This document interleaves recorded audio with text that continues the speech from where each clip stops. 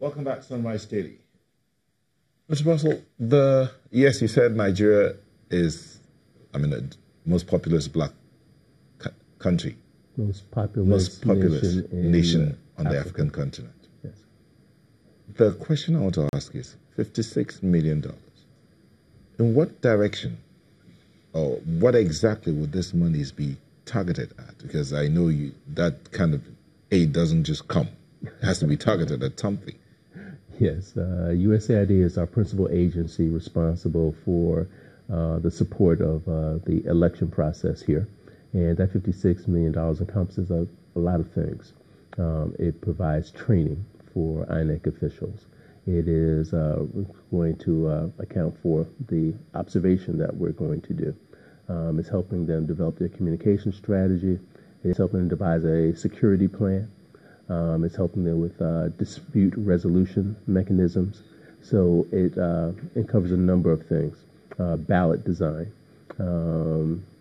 logistics.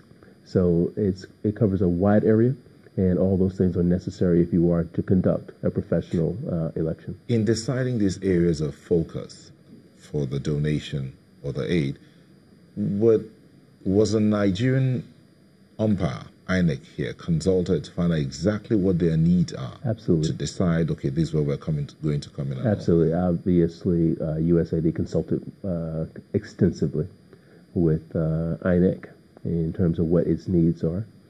Also recognize that we have considerable experience with these elections in Nigeria and in other parts of Africa, as we work with institutions such as the International Republican Institute, the National Democratic Institute, which are also playing a role in support of INEC and civil society here.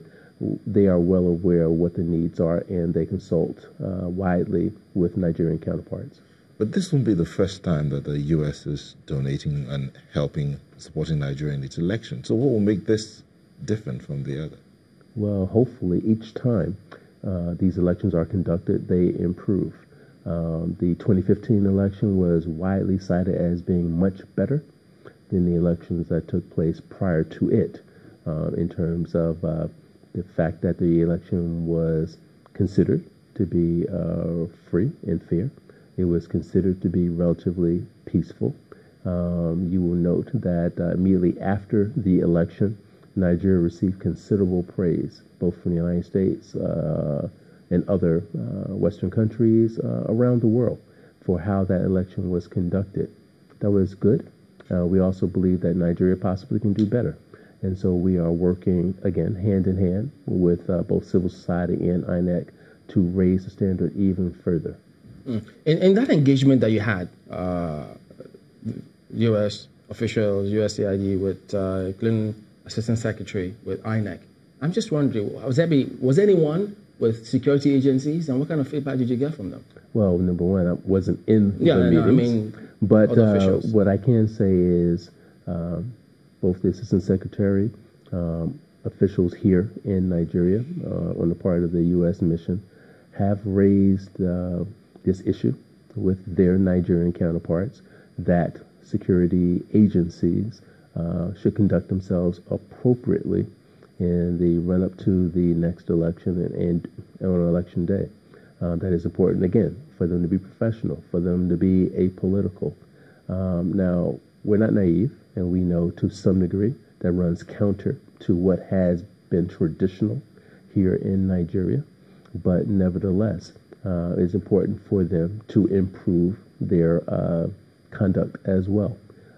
If we recognize that mistakes were made in Ocean as an example, we raise those issues, we bring it to everyone's attention, both those who are in political office, those who are the actual security officials, to the news media, in order to improve things.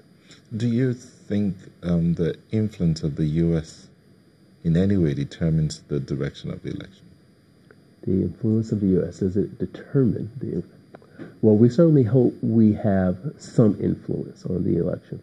That is why when we issue a statement such as that joint statement and we call for the elimination of hate speech, we call for impartial, apolitical conduct on the part of security forces, We call for the news media to conduct themselves in an objective, professional manner.